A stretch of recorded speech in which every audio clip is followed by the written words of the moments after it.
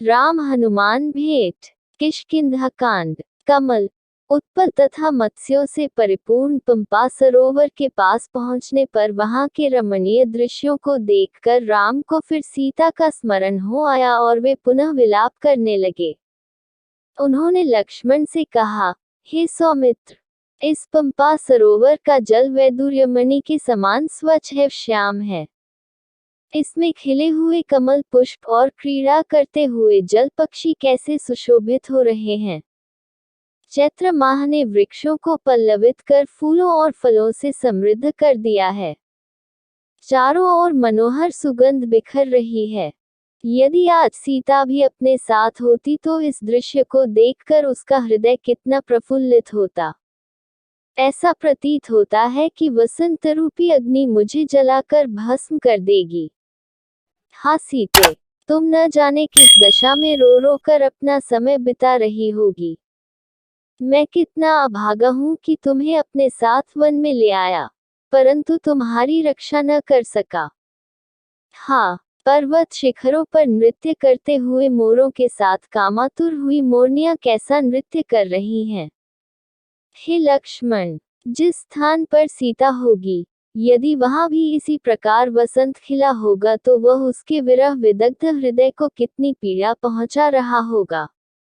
वह अवश्य ही मेरे वियोग में रो रो कर अपने प्राण दे रही होगी। मैं जानता हूँ, वह मेरे बिना पानी से बाहर निकली हुई मछली की भांति तड़प रही होगी। उसकी वही दशा हो रही होगी जो आज मेरी हो रही है, अपितु मुझसे अधिक ही होगी, क्योंकि स्त्रियां पुरुषों से अधिक भावुक और कोमल होती हैं। ये संपूर्ण दृश्य इतना मनोरम है कि यदि सीता मेरे साथ होती तो इस स्थान को छोड़कर मैं कभी अयोध्या न जाता, सदैव उसके साथ यही रमण करता। किंतु ये तो मेरा स्वप्न मात्र है। आज तो यह अभागा प्यारी सीता के वियोग में वनों में मारा मारा फिर रहा है। जिस सीता ने मेरे लिए महलों के सुखों का परित्याग किया, मैं उसी की वन में रक्षा नहीं कर सका। मैं कैसे ये जीवन धारण करूं?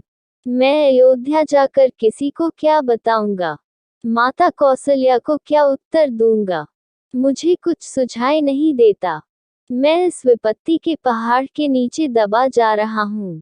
मुझे इस विपत्ति से छुटकारे का कोई उपाय नहीं सूझ रहा है।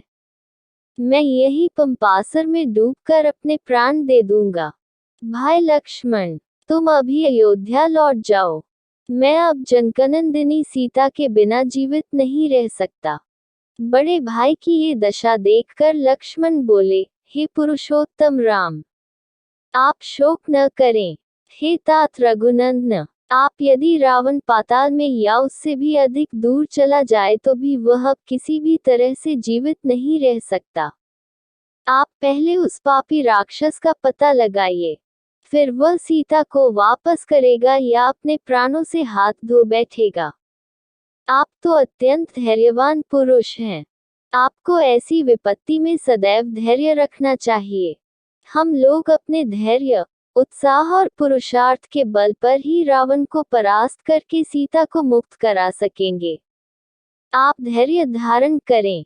लक्ष्मण के इस प्रकार से समझाने पर अत्यंत संतप्त राम ने शोक और मोह का परित्याग करके धैर्य धारण किया।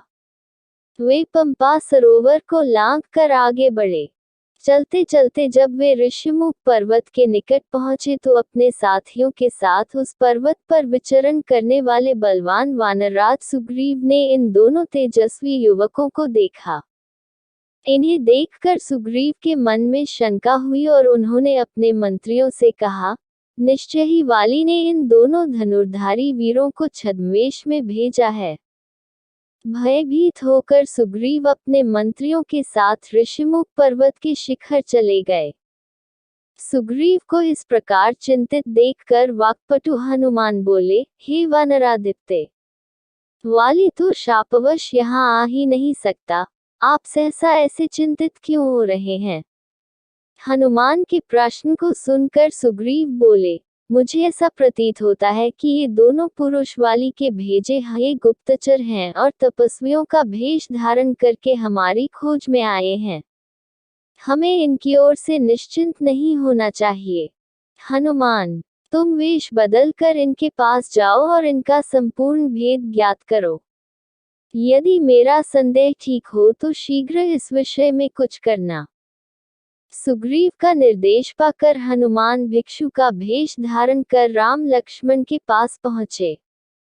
उन दोनों को प्रणाम करके वे अत्यंत विनीत एवं मृदु वाणी में बोले, हे वीरों, आप दोनों सत्य पराक्रमी एवं देवताओं के समान प्रभावशाली जान पड़ते हैं। आप लोग इस वन्य प्रदेश में किस लिए आए हैं? आपके अंगों की कांति सुवर्ण के समान प्रकाशित हो रही है।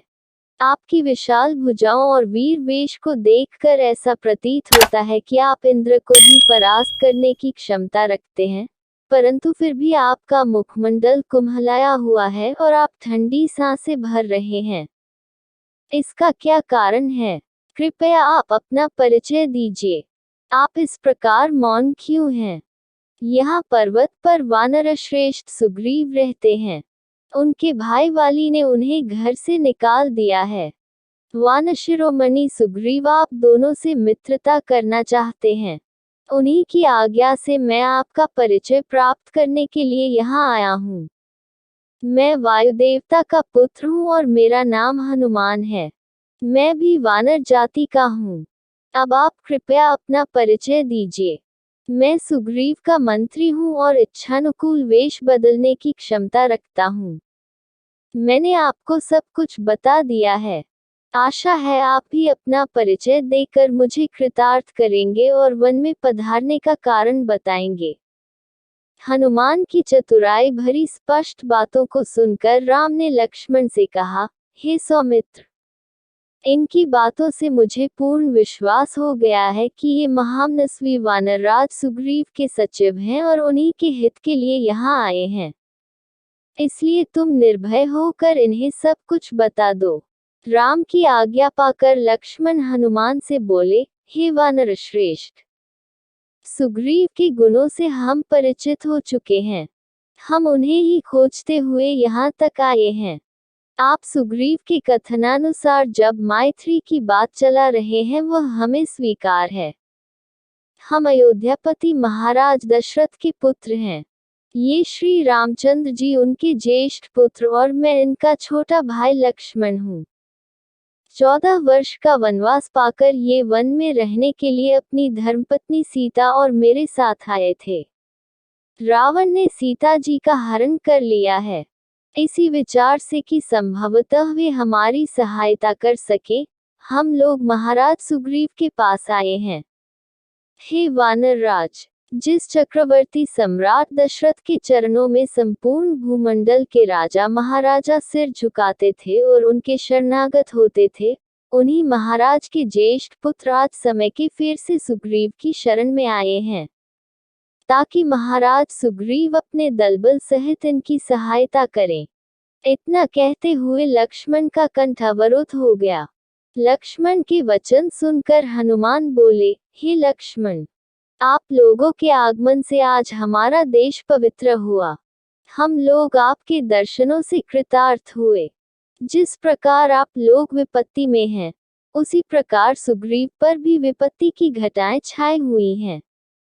वाली ने उनकी पत्नी का हरण कर लिया है तथा उन्हें राज्य से निकाल दिया है। इसीलिए वे इस पर्वत पर निर्जन स्थान में निवास करते हैं। फिर भी मैं आपको विश्वास दिलाता हूँ कि वे सब प्रकार से आपकी सहायता करेंगे। इतना कहकर हनुमान बड़े आदर से रामचंद्र और लक्ष्मण को सुग्रीव के पास ले गए।